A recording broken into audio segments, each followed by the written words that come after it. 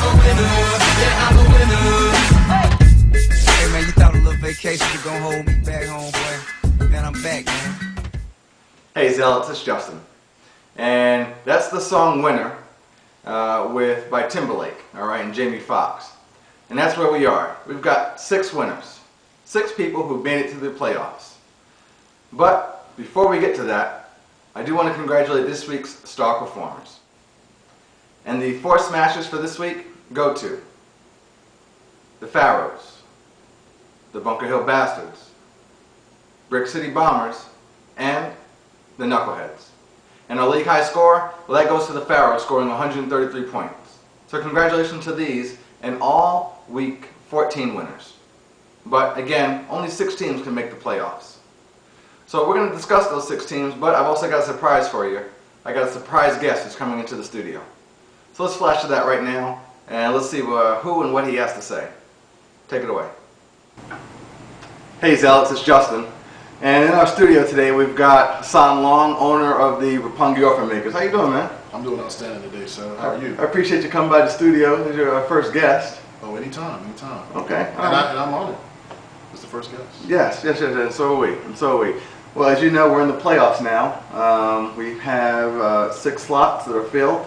I don't know if you know who they are, but let's see. We've got Teddy, right? DC Browns, he made it. Congratulations to him. Ichiban brother. Ichiban, that's right. We've got, let's see, the Bastards, right? Bunker Hill Bastards, he made it. Actually, Bunker Hill actually took 1st place, and DC Browns took 2nd place. Wow.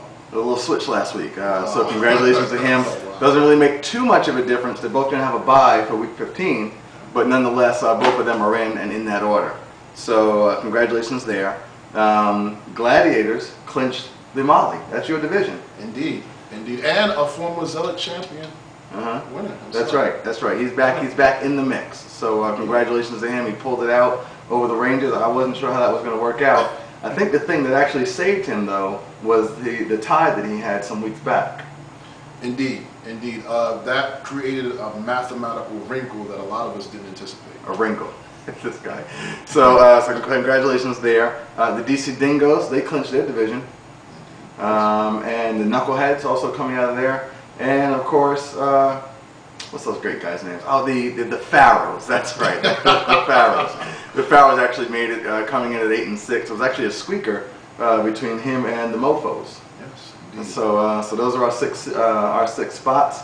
Before we get to them, how do you feel about your team this year? I have mixed feelings. There was obviously some improvement.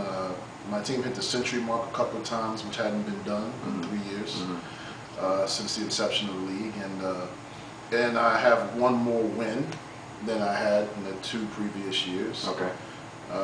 And that has given me something that I normally never have, and that's hope. Well, next year always does provide hope. But getting back to the playoffs, I mentioned who the 6 teams were.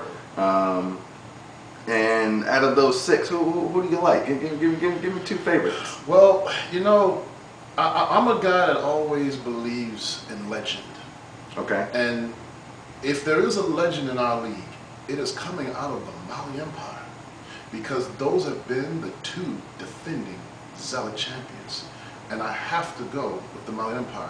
No bias, of course, based on the fact that it's my division. Absolutely no bias whatsoever. But I have to go with who's done it, who's been there. And Okay. I do believe in legend, and I have to go with the Gladiators. Wow. Wow. I did not see that coming. Okay, so that's one. Give me a second. I don't want to pigeonhole you. The upstart, of course, would have to be the DC Browns. They seem to have done it the right way from the very beginning. I do remember the Ichiban owner himself making Michael Vick his last and final pick in the final round. Correct. That's correct. And those were So our something picks. he's very proud of, by the way. Oh yeah, and we call those our diamond and rough picks by educated black men. Is that what we call it? Oh, that's right. Okay. That's right. That's what we called it. Dave finished it up. The owner of the Orthodons, and he says, hey, we're the educated black men, and Ted made that decision. So okay, and obviously it was a good one. I think if I had to make 2 choices, I think I actually would pick the Browns as well, because I think he's got some strong players that I think will work out with these last couple of games. There's only 3 games left in this whole season, and actually he gets a bye this week, which I think will work to his benefit, looking at his players and their matchup. So I'm going to go with the Browns, and I don't want to pick myself, but I think if I don't pick me, then I'm going to also go with the Knuckleheads. Because the Knuckleheads, they do have some strong players. He's got some I can't say not overly high, because he hit 133 in week 13, matched by the Pharaohs in week 14 for the record. But he's also got some good players there, and I think that those are going to be some good matchups. So it'll be very interesting to see. Very interesting. Well, I'm not displeased with the choice of the Knuckleheads. It seems that the Knuckleheads, I would have to give them the overall improvement award from last year. I mean, I think he'd give it to himself first. There was an all-around turnaround. There's a complete 180 that took place with that team. So congratulations to the Knuckleheads, and yes, I will be watching. Yeah. He quoted a phrase, "worst to first." So we'll see. He's got a little ways to go. There's only 3 games left, but he's definitely made the right move. So congratulations to him. And I think that's really going to wrap it up for us. I think we're going to just sign out. I really do appreciate you stopping by, man. And once again, it's my pleasure. Yeah, hopefully we can get some more Zealots in here. Pungy Orphan Makers. He stopped by, gave his picks for the Zealot Bowl, so let's see what happens, okay? But as you already heard, we've got the 6 teams that are in. Everyone does have teams that are playing, all right? I mean, does have a team to play, as everyone is still trying to earn star points. So keep plugging away at those for the Star of the League, which we wrap up along with the Zealot Bowl on week 17, okay?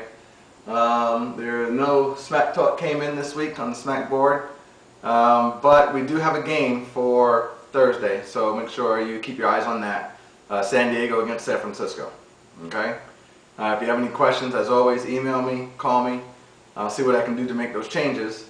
And if you too want to get in here and make some commentary on our Zealot Fantasy press conference, let me know and I'll definitely time it in. I can even bring it to your house because I am mobile. Alright? Anyway, Zealots, I gotta go. Thanks a lot for everything, and I'll see you guys next week. Bye-bye.